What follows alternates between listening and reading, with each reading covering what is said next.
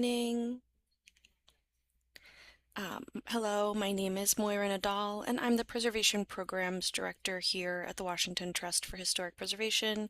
Thank you so much for joining us today for our free educational webinar, Historic Preservation Easements 101.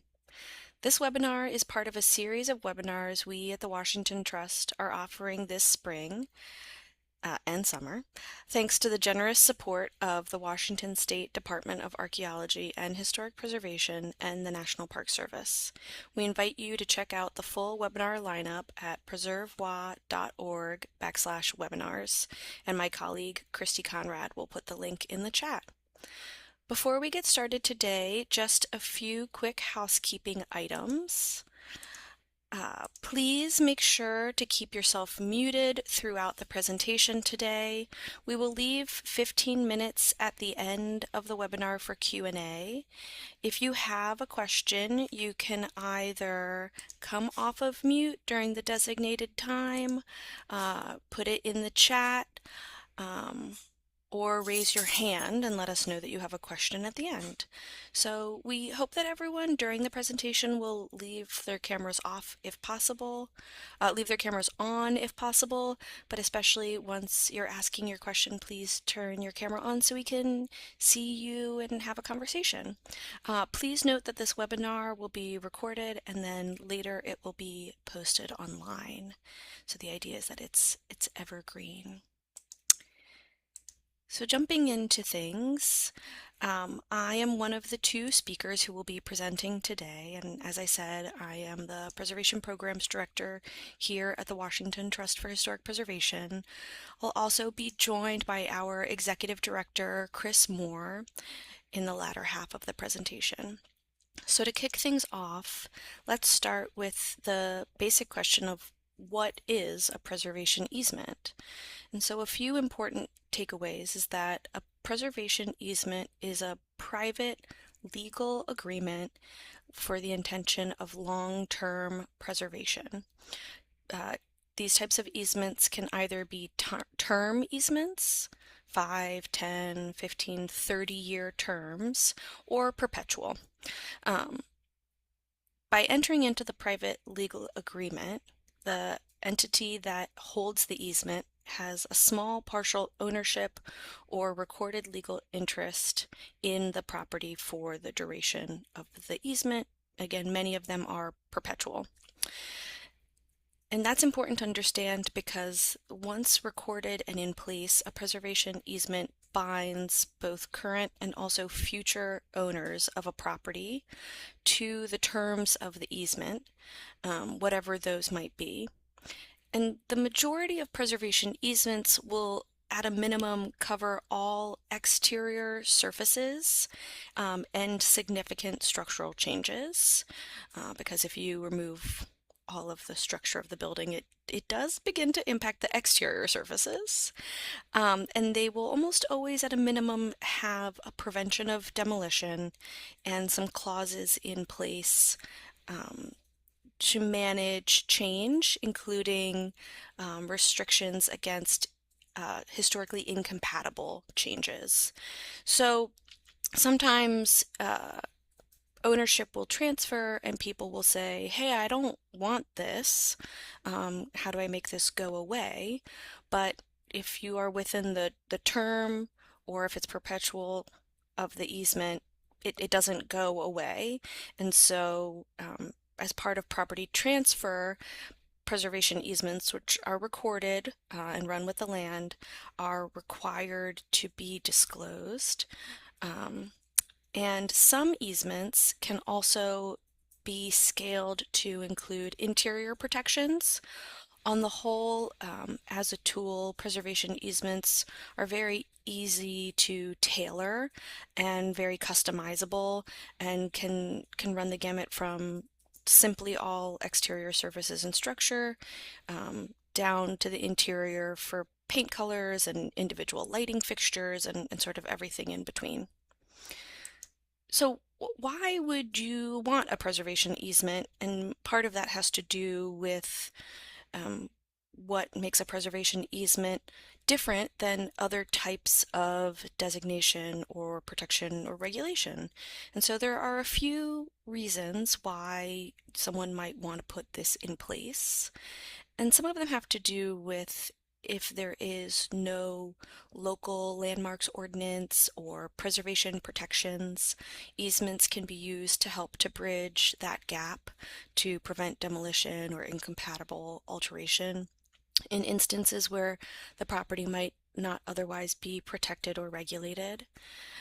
Sometimes preservation easements can be considered as a type of charitable donation and can come with tax benefits only for the owners who put the easement in place, and then there are no future financial incentives for subsequent owners, which is an important note.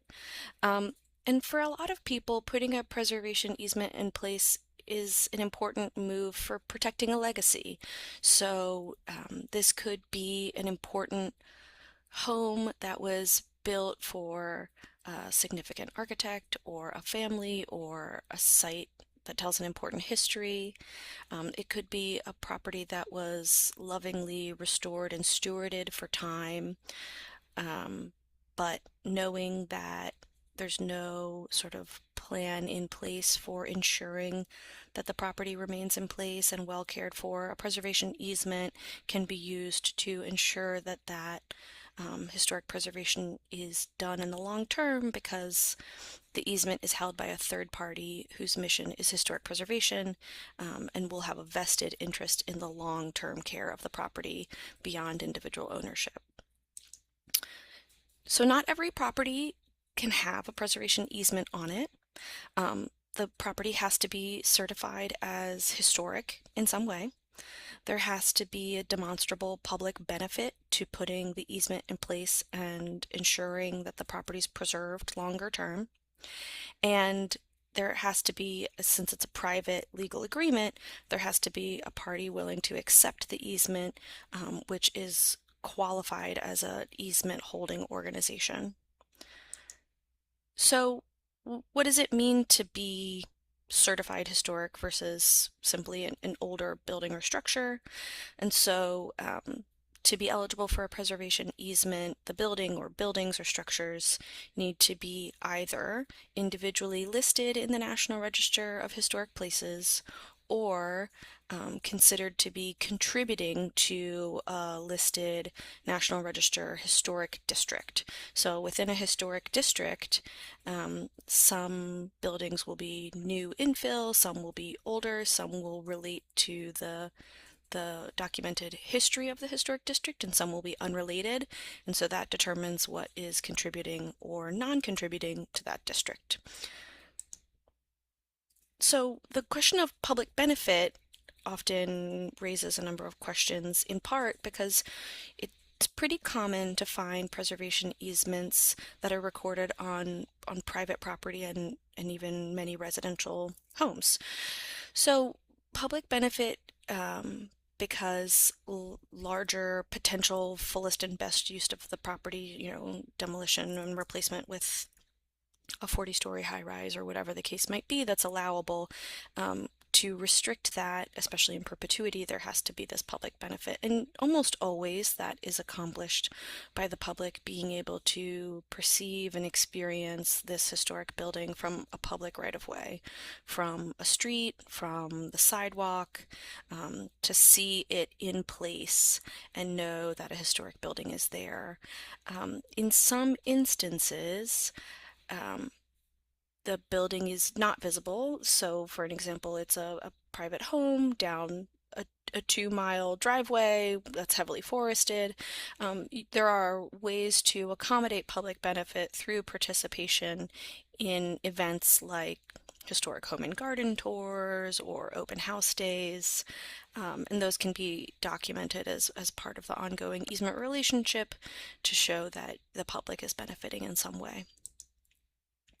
So who would you document that to would be the holder of the preservation easement. And so generally either a nonprofit or a government agency with the explicit mission and purpose of historic preservation or protecting cultural resources are the entities that are eligible to be easement holding organizations. The easement holder must agree to take on the easement, and it's a pretty serious thing to take on, to the degree that if the government agency or nonprofit were ever to no longer exist, they would have to find a new qualifying easement organization to take on holding the easements. And this happens sometimes with perpetual easements where the lifespan of a nonprofit might be 40 years, but the easement is forever. Um, because it is a real assumption of responsibility and sometimes liability. Many easement holding organizations, especially on the nonprofit side, more so than government agency, will require there to be some type of easement endowment or stewardship fee. That is the case for the Washington Trust. We are an easement holding organization, and because of the staff responsibilities and the potential future legal costs, we do require that easements come in with an endowment. So once the easement is in place, there are a number of, let's say, both carrots and sticks, but it's important to understand that as the easement is developed, as I mentioned, they are pretty easy to be tailored to fit the history of the property and the intention to the level of historic preservation for the specific property that is having the easement placed on it. But once that scope has been developed and recorded, and it runs with the land, that scope is highly unlikely to ever change. And so part of the process of putting an easement in place is a level of ongoing conversation around the hopes of the easement donor, what the goals are for preservation, to draft a pretty thoughtful scope of protections, affirmative maintenance clauses, things like that, because once they're in place, that's it. And if it's perpetual, you are also trying to sort of look into your crystal ball and see the future and anticipate what will be the best for the long term of the property. Um, the easement holding organization will conduct annual monitoring visits where we go and we walk the property. We take photographs and notes of all protected areas and look for any issues, any opportunities to provide technical assistance, looking for any potential future alterations that might need to happen. So we create every year a legal document of the condition and status of the property, and can provide ongoing project review and technical assistance, because alterations to the property have to be approved in writing by the easement holder, separate from and in addition to any other required permissions or permits. And we have a unique position of being able to give really considerable technical assistance. So here is the best way to stabilize this window that was damaged in place so that you can repair it for the future. If something is beyond repair, here are your best solutions for potential replacements.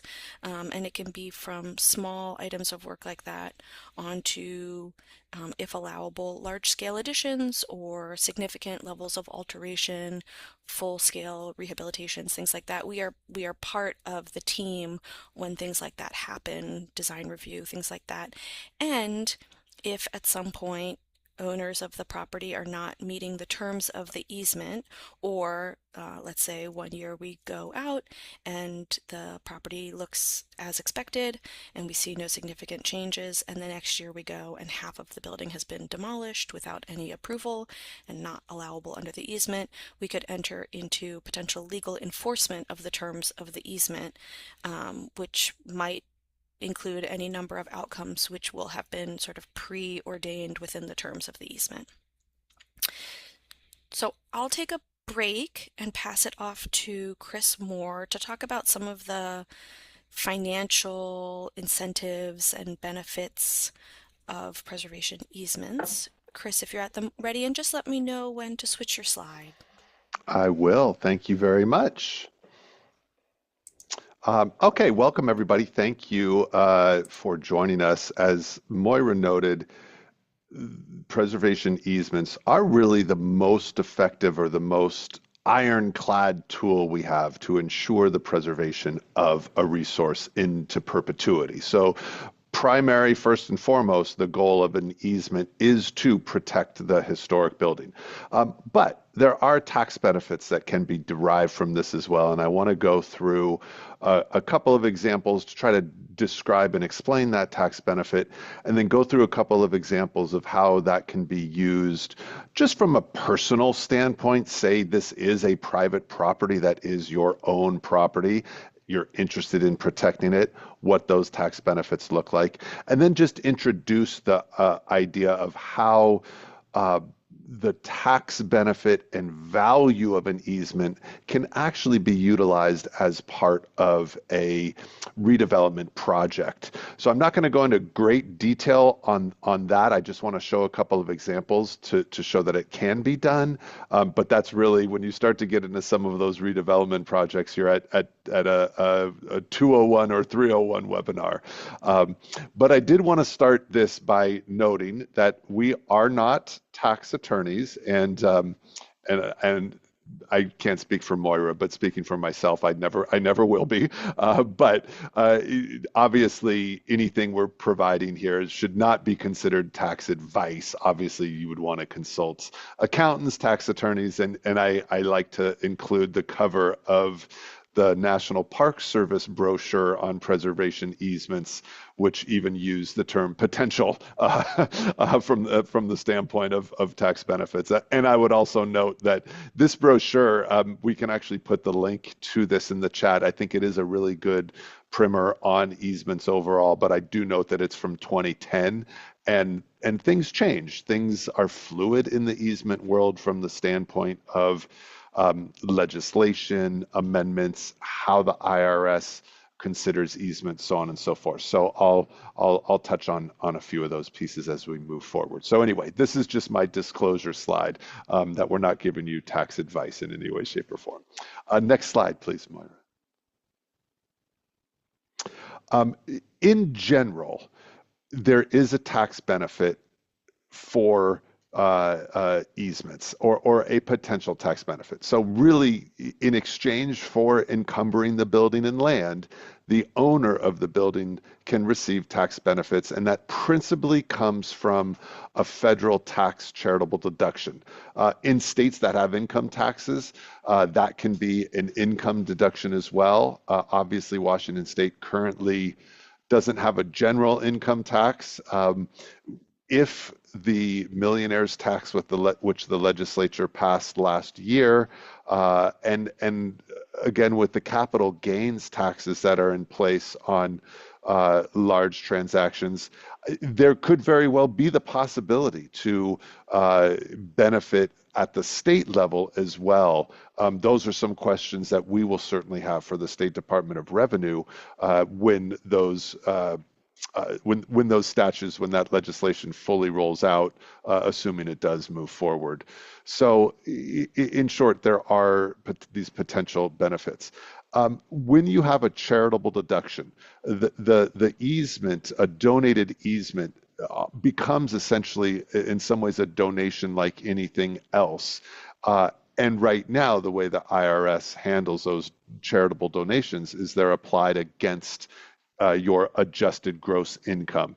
If people have questions on what AGI is, I can go into it a little bit more, but in short, your adjusted gross income is your total annual gross income minus specific IRS approved adjustments, or what they call above the line deductions. Above the line deductions are things like student loan interest or contributions to IRA accounts, contributions to health savings accounts, those sorts of things. So once you determine what your AGI is, then the charitable deduction goes against that and can, at the end of the day, reduce what your tax responsibilities are for that year. So a couple just plain things about this, common sense things about this. It is a greater benefit when used against ordinary income rather than capital gain income. So if you're taking that deduction against your ordinary income, there's a higher percentage that can be used against that AGI, as opposed to when you're trying to use it against capital gain income, which is the sale of stocks or equities, right? So that's what it's better used against ordinary income. Obviously, the higher your tax rate, it's going to result in a more valuable benefit.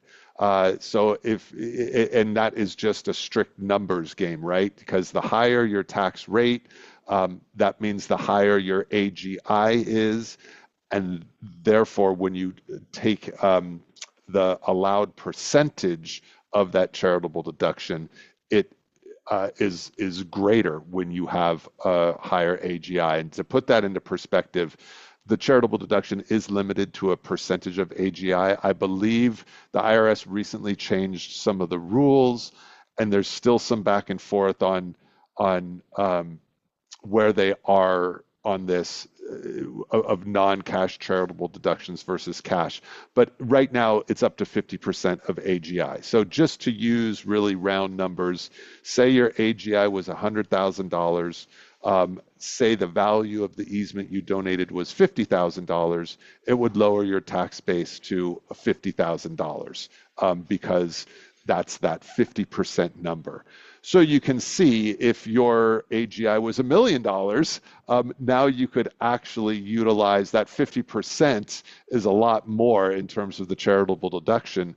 50% of $1 million is a lot more than 50% of 100,000.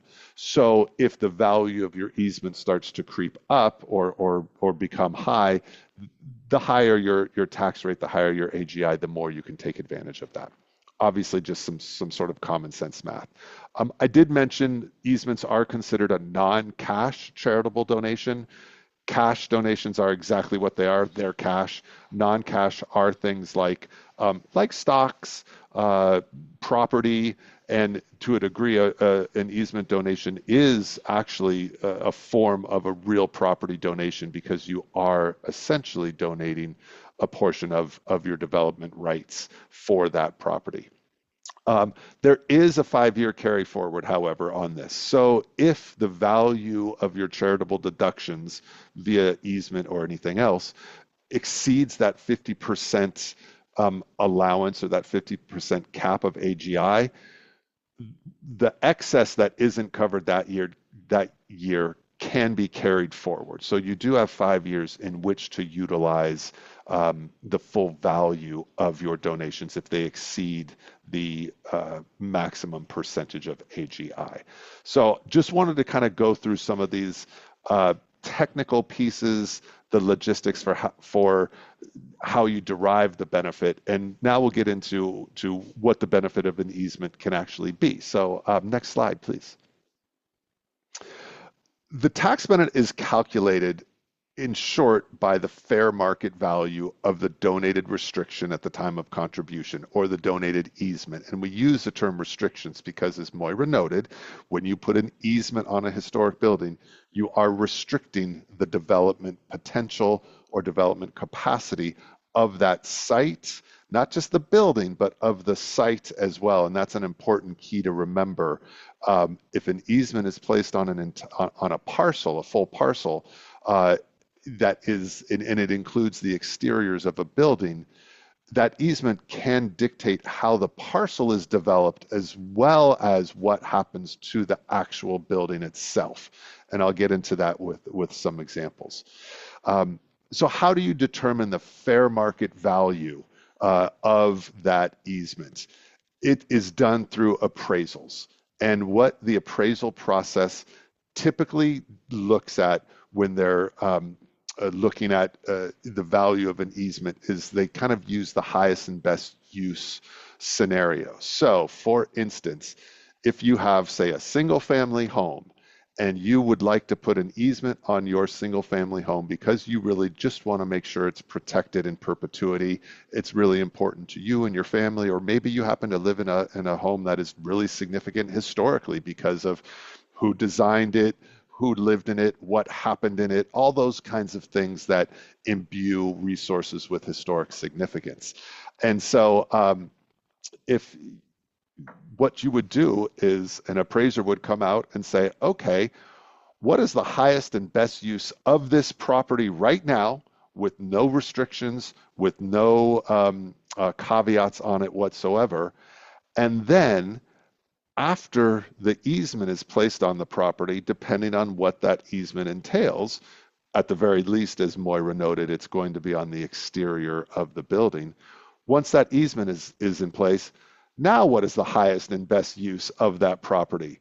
And oftentimes, as you can probably glean from this, it's the property type and where it is oftentimes going to play a big role in the value of that easement. Because if you look at that single family home model, it may be that after the easement is placed on it, there's really the development potential of that site might not change a whole lot. And so once the easement is placed on it, now the appraiser comes out and does a kind of post easement appraisal and says, okay, the highest and best use of this property now is X dollars. And you take that difference of what the highest and best use was prior to the easement versus after becomes the value. I won't go into detail on each, but when you're doing highest and best use appraisals, there's sort of a four-step test. And that is these legally permissible, financially supported, physically feasible, and maximally productive. I want to hit on the legally permissible because this is probably one of the most important ones with regard to what the value of that easement might be. And so really what legally permissible says is it looks at the highest and best use of the site that is allowed by local laws and building codes, and that includes zoning and current historic designation. So if I come back to that single family house scenario, when you're talking about highest and best use, you cannot assume that you could build a skyscraper on the site because typically you can't build a skyscraper in a single family residential zone. So no appraiser can go into say a residential area and assume that the highest and best use is going to be something way out of whack with what actually is allowed per zoning, per building codes, and so on and so forth.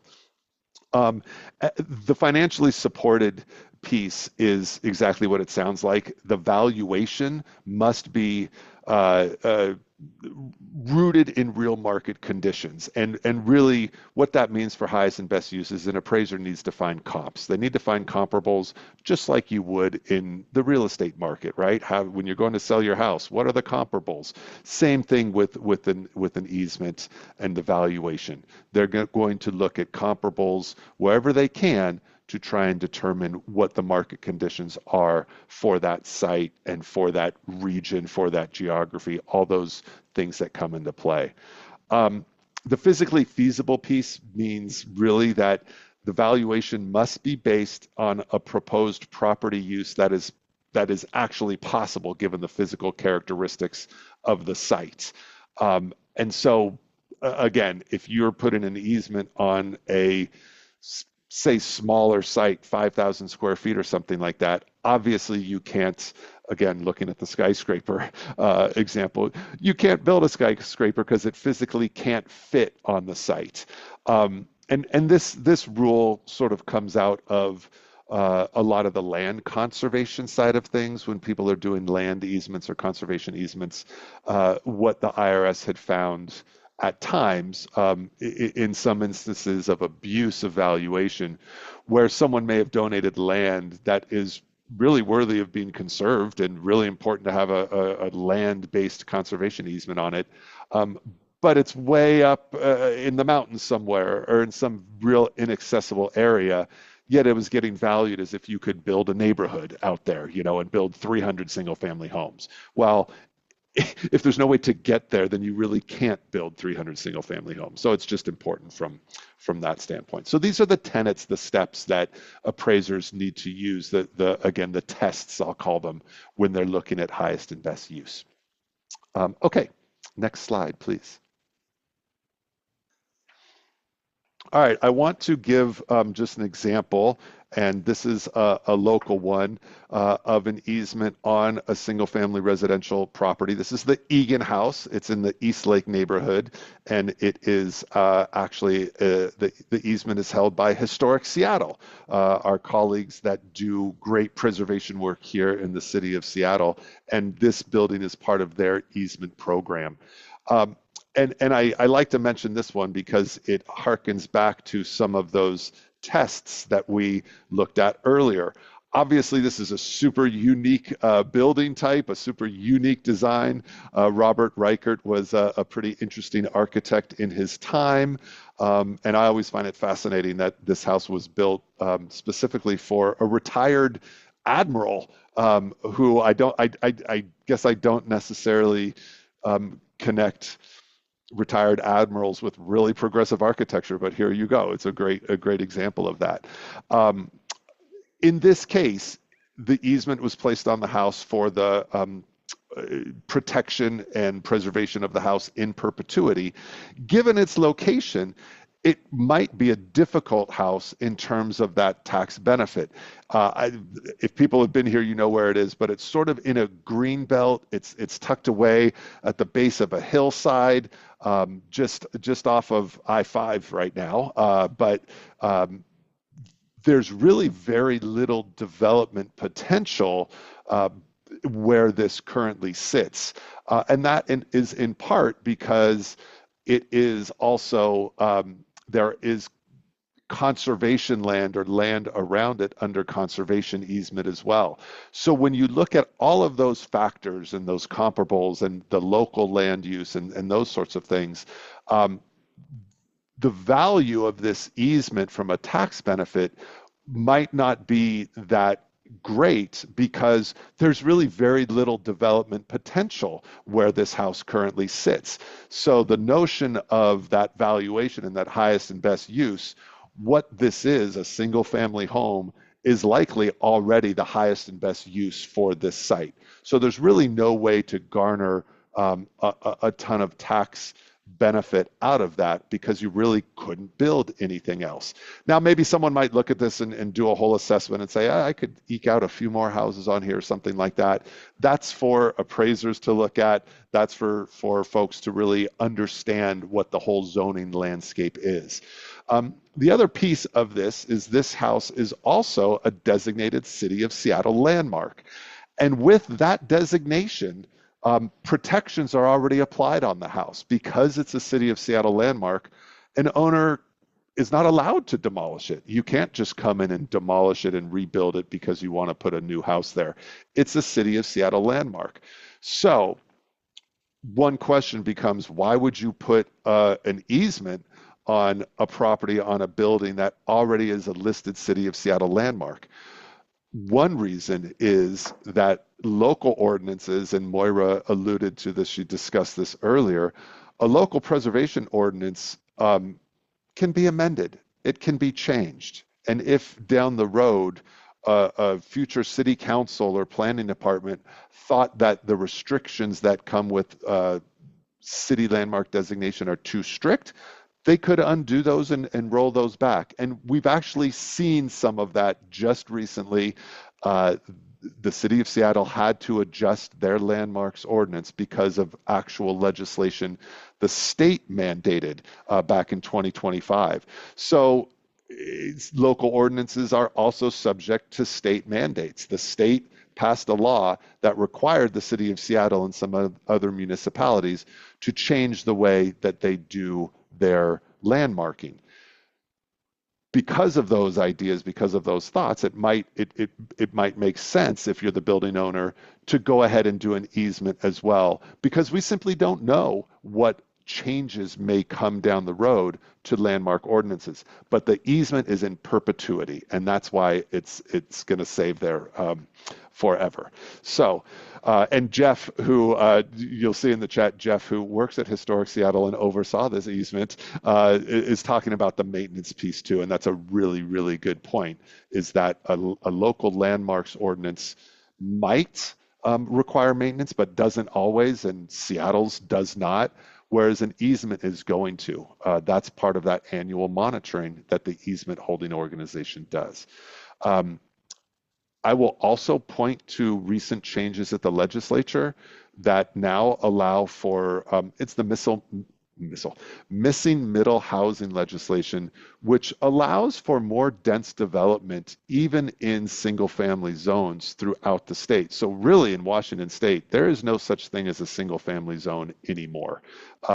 You can now build by right 4 townhouses or up to 4 units on any parcel. And so that could be a reason for someone to do an easement as well, because maybe they want their house to be preserved. And they could set it up as such that it doesn't mean you can't do additional development on the site for more density. Maybe you do an ADU or find some other way to do it. But it means that as that future development happens, the house at least is going to be preserved. Okay, so here's that residential piece where, in this case, because the development potential of the site is not great, the potential tax benefits may not be that huge either. Okay, next slide. All right, I want to show this example where you can actually use easements as part of a redevelopment project. And so again, we talk about easements protecting the structures because they restrict changes in perpetuity. And I just cited here in the Internal Revenue Code, the specific section, which does very specifically say that a charitable donation can be generated by donating an easement. In fact, it is a qualified real property interest, kind of per the code language. So we know it's eligible. Okay, next slide. Oh, I should just note we're looking at the YMCA building here in Walla Walla, which was built in 1906 by architect Henry Osterman, who did quite a bit of work in Walla Walla and throughout the state, but has sat vacant for a number of years. Next slide, please, Moira. And the So this Washington Trust holds the easement on it. Yeah, exactly. So this is where I want to talk a little bit more about the value of the easement with the redevelopment project. And this is one that we do hold an easement on. So even though you saw the kind of existing conditions and the vacant building, this is one where we're working with, or the easement was donated by a developer. And the concept here is, yes, it is protecting the historic building, but it is also protecting or restricting the air rights around it so that other development is compatible and meets the historic standards. So this rendering is interesting because it shows the potential of what could be built on the site. So the YMCA building is obviously the smaller historic building. It sits on a relatively large parcel that can accommodate new development. The new building you see, the tall tower, is a rendering of what could be built. Local zoning would allow that to be built. There's enough space on the parcel that would allow that to be built. I think it still stands to reason whether it could be maximally profitable to build something like that. But we show this because when you look at this, the new building, the rendered new building actually does sort of overwhelm the existing historic building. And so if you were trying to do a qualified rehabilitation, if you were trying to do a National Park Service certified rehabilitation with this scenario, it would be very difficult because the Park Service could potentially come back and say, the new building that you're proposing to use next to the old building overpowers it and is not historically compatible. Doesn't mean you couldn't do it. It just means you would not be able to utilize the historic tax credit program in order to do it. So this is a scenario where maybe it's okay. Maybe people want to build the bigger piece, but you're not going to be able to use some of those preservation incentives because a scenario like this wouldn't meet the standards. So when you get to the easement and how that comes into play for this, The easement can actually, if written this way, can actually restrict the air rights as well. It doesn't mean you can't do any new development. It just means you're going to restrict the air rights in a way that the new development on site is historically compatible and sympathetic to the original building. Um, and from that standpoint, you're doing infill that is in context with the historic character of the area, and you're also doing infill that still allows historic tax credits to be used on the historic building. So those easements can go to the air rights as well. Um, Next slide, please. And so this is a rendering of what it could look like with a scaled down version of that same development on site. This is something that we already know this is allowed by through the National Park Service. These drawings, this proposed scale and proposed new development, infill building, if you will, has already been submitted to the National Park Service and approved uh, as part of a historic tax credit project. So now you're able to utilize that really important tax credit program.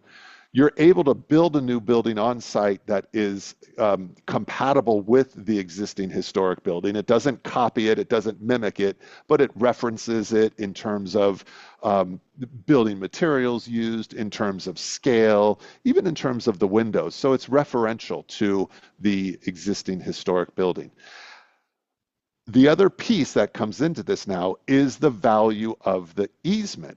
And that can be part of the development capital stack, if you will, the financing, the money needed to develop the project.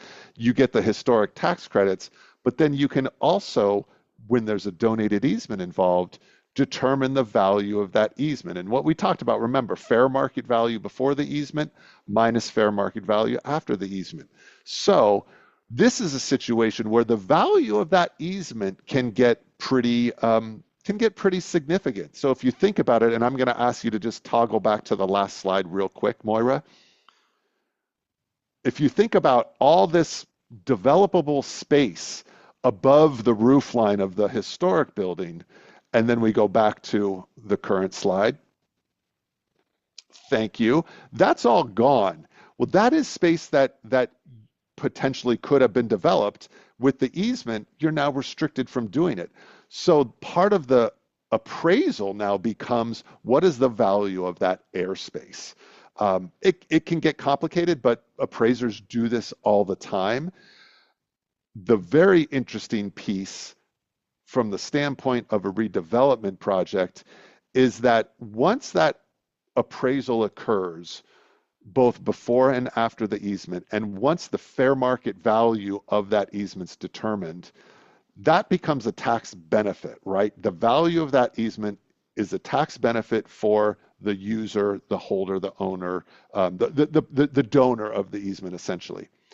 There is a way to, and again, this is 201 or 301, but in short, investors can come in to a project who can utilize that tax benefit within the tax year, because sometimes the tax benefit of an easement like this is big enough that you can't utilize it in the single year you have, or even in that five-year carryover year.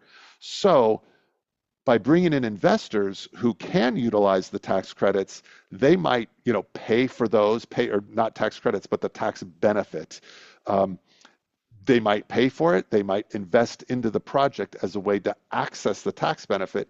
And now you can use the value of the easement to actually help support and finance the construction costs for the rehabilitation project. So next slide, I just want to give a quick example of that, and then we'll open it up for actually one more on the YMCA. When you do a project that is in compliance with the historic guidelines, the historic standards, you are opening up those other incentives. So in this case, in the YMCA version, if you keep the scale of any new infill development appropriate, you can utilize the federal historic tax credit. You can utilize local programs or really state programs that are administered locally, the special tax valuation program, which can ultimately, if the project is big enough, zero out your property taxes for a period of 10 years. You can add the easements onto it.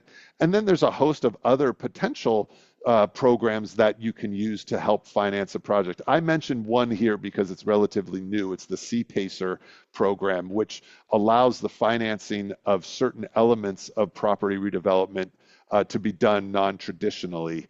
And it opens up and diversifies some of the funding sources. So for where this is located in Main Street, in the Main Street district of Walla Walla, it's a great example of some of those local and federal projects and incentives that can make a really impactful local rehabilitation project in a downtown Main Street really work. So I just wanted to show how you can stack some of these different incentives. Okay, last couple slides just on the sort of case study about this. I'm using one not from Washington State because quite honestly, we don't have one from Washington State yet. We're hoping that the YMCA will be our first one that we can actually assign numbers to. But here you go. In this case, this is in Columbia, South Carolina. This was done, an easement was placed on this project as part of a redevelopment, and you can see some of the statistics around it. The program was to reuse it from a single family residential into a commercial space on the ground floor where there's a coffee shop and then 6 apartments in the remainder of the building. So next slide, please. This is what it ended up looking like when it was done. And I just want to note this because it shows you where the sources and costs are. When you look at this overall, it was just about a $3.2 million project, a little bit over. And you can see what it cost to buy the place, what the construction costs were, so on and so forth. And I show this because you can see the easement line is both sponsor equity and easement. But the value of the easement with that sponsor equity combined is a third of the total project cost. So it shows how if you are able to capitalize the value of that easement donation as part of your project, it can be an important source of actually doing the construction work and getting the project done. So in this case, the easement itself accounted for actually a little bit more than a third. But this is a really, I think it just shows how the numbers work out when you start to talk about an easement. And it was hard to tell from the first slide, but this building is near downtown Columbia, South Carolina. So there's more commercial development in the block immediately adjacent to it, even though you couldn't tell from the first slide I showed. But because of that development potential, it made the easement for this specific property have value more than it would have if this were just sitting within, say, a single family residential neighborhood outside of the city center. Okay. I'll turn it back over to you, Moira. I think, oh, sorry, my very last one. I won't belabor this. There are audit considerations. The IRS has, they do scrutinize the value of easements as they should. Like any program, there have been abuses. More of those have been on the land conservation side than they have been on the historic building side. But it's just something to consider that you just need to cross your T's and dot your I's when you're doing this. And you need to have obviously an appraiser who is certified come in and do the work. But my last point is that consultation with the accountant and tax attorney is key. So I will turn it back over to Moira. Thank you, Chris. So it's time for Q&A, and I will briefly stop sharing so that we can see each other while people have questions. And so as a reminder, you can use the raise hand function, you can come off of mute, and when I stop sharing, I will see if there are piles of questions in the chat. We don't have any in the chat right now, but if people do have any questions or opportunities or examples of buildings they know of, please share. Yeah, please don't be shy. We're here to help. We're not from the government, but we're still here to help. Oh, yeah.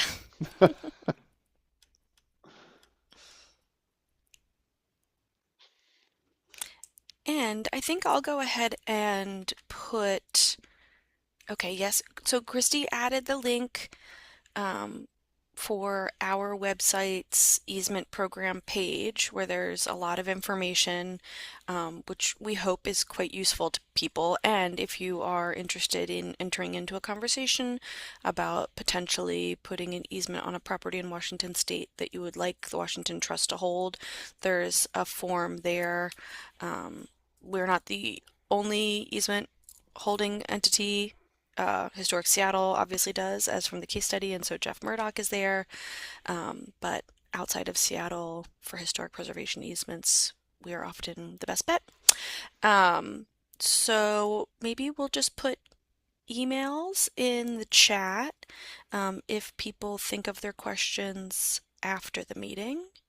But we'll give people. Luke, did you put your camera on because you have a question? I did. I couldn't figure out how to raise my hand, and I'm sorry. I didn't want to No, this interrupt. I is was trying to be subtle. no, this is perfect. So I missed a big chunk of the presentation. I got the beginning and the ending, but at the beginning you were talking about how the easements must do this. Only the easements can only be for qualified organizations. You might not have used that terminology. And just the way you were talking about it made it seem like there's specific regulations for these easements. And I might have missed the part where you had called out what those regulations were or any kind of code sections, but I was interested to see where that was coming from. Yeah, so since this is like a 101 introductory, or at least my part of the presentation was, I didn't cite reference specific codes, but it's regulated by the IRS. And so this presentation was recorded, and you'll get it after the fact if you want to watch the middle part that you missed, where we talk a little bit more about that, and it'll be on our website.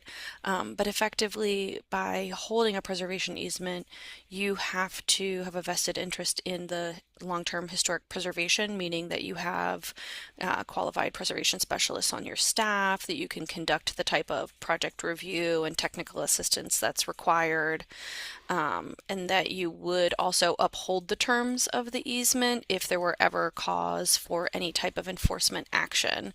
And so the idea is that you are not neutral third party, but a preservation third party that keeps a close eye on the property and makes sure that the terms of the easement are being upheld. And those could be anything from an affirmative maintenance clause, a redevelopment plan that anticipates new construction down the line on specific parts of a larger parcel. It could be the long-term care and maintenance of specific decorative or architectural features within or without of the property. So I don't have specific code, but if you look in the chat at the link to the National Park Service brochure, that's the best place to look for references and links for the IRS. So I think Christy just put it back in there, so hopefully that gives you more to dig into. Thank you. Yep. Yeah, and I'll add in here the specific. I'll put it in the chat in just a minute, Luke. The specific section, but it's oh gosh, which page is it? It is IRC section 170H, and I'll just put it in the chat, and that is the code at the IRS, which basically talks about easements being something that can generate a charitable deduction. So it's it doesn't go into great detail about how you do it, but it's in there and it references it. So and Rogers, I know you had a question which I'll just respond to. Yes, we hold an easement on the YMCA building. And the slides I showed as part of the presentation are not not necessarily the final designs. That those were renderings, but the plans are to redevelop for a hotel space in there on that site, and they do include a new building. And you're in Walla Walla, so you're very familiar with that site. It's a large site right now. I think some infill would actually be a really good thing in there to cover up some of the surface parking lot. But the plan is the old the non-historic, there's a non-historic element, the old, I think it's the old pool, if I'm not mistaken. Uh, and that is non-historic, and that will go away to make room for the new building. And again, that's already something that the National Park Service has reviewed and approved. So they know they can move forward with the tax credit project. I think at this point, Rogers, the only thing preventing that from getting under construction is financing right now. Well, that's very interesting. That news hasn't come out in the community yet. Yeah, and I think I know the developers are working with the city on it. They're looking at permitting and plans and all of those things. But I think we've done when we had the Places conference there a couple of years ago. Yeah. We toured the YMCA with folks, and one of the owners reps was there to talk about what the proposed plans were and what they're hoping to do. So. Yeah. It's as I say, preservation doesn't happen overnight. Sometimes these take a little bit longer than they'd like, but I know once things get underway, I anticipate that the ownership group will you know make announcements so that the community understands what's happening there. Yeah. Well, And thank it you. Yeah. absolutely. It's worth saying I do think that these owners want to invite the community in to see more and learn more. But it is, I think, a noteworthy distinction, right? In that you talk about designation and regulation through a local landmarks ordinance or a state preservation law, and that's obviously public, right? Because it's a public legal arrangement. But it's worth noting that since easements are private legal agreements, they're not subject to the same types of public information acts that a part two of a tax credit project filed with the National Park Service would be. So in this case, you can find out what the drawings show because they are doing a tax credit project and it's all public record through the Park Service. But if they were not electing to do that, we wouldn't necessarily have the discretion to release the information about the plans for the property. So not the case in this instance, but I think worth highlighting that it's sort of a unique relationship as a private legal agreement. Yeah, that's a good thing to point out. Absolutely. And I think, Mary, I just wanted to note, and I don't know this to be the case, but my guess is that there are land conservation easements that may there are also preservation easements. I know of that some. yeah that preservation easements that do archaeology, but there may Hmm. be in the land conservation world some of those as well that have provisions for archaeological sites in them. I don't know of any. I'm just thinking out loud that where there are no built environment, it's oftentimes land, and you think about land trusts that are getting easements on things. A lot of those are obviously going to be in places where archaeological resources could very well be present. So, Mm. but it's an interesting thing to ask of our land trust colleagues, our land easement colleagues. Yeah, I know of some that are held under the auspices of a preservation easement, not a conservation easement, but they're not held by a public entity, and so the combining effect of it being a private nonprofit and an archaeological sensitive site, I won't call them out by name, but they do Yeah. exist, and they're not that common. We are at time, but thank you all so much for joining us today. Please do check out our website for additional information, and I will share again quickly because we have another upcoming webinar that hopefully will be interesting for people. And so we hope that you will join us on September 24th. So talking about tax credit projects like the Walla Walla YMCA example, we will have a case study of what I think is Washington's largest ever federal historic tax credit case study, which is Climate Pledge Arena here in Seattle. And for those of you who have a specific focus on easements, you will receive a recording of this session as a registered attendee of the webinar. So thank you so much, everyone, again for joining us, and we hope that you learned something new. Thanks all.